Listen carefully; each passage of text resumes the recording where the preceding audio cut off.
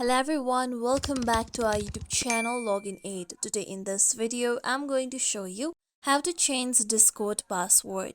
You can easily change your password of Discord. For this, you need to first open your Discord application on your mobile phone. Make sure that you are logged into your account. Now here you can see your home. Now tap on U option on the down right corner. After this, here you can see your profile. Now tap on setting icon on the top right corner. Then here you can see different settings and features of Discord. Now tap on account option on second. Now here you can see password option, tap on password. Now here to change your password, you need to first enter your current password on the given box. With this, now enter a strong new password for your Discord account. With this, now tap on change password option on down.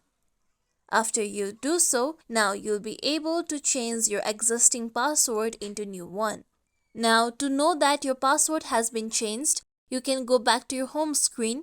Then you can open your Gmail application and then you can look for the message or mail sent from Discord.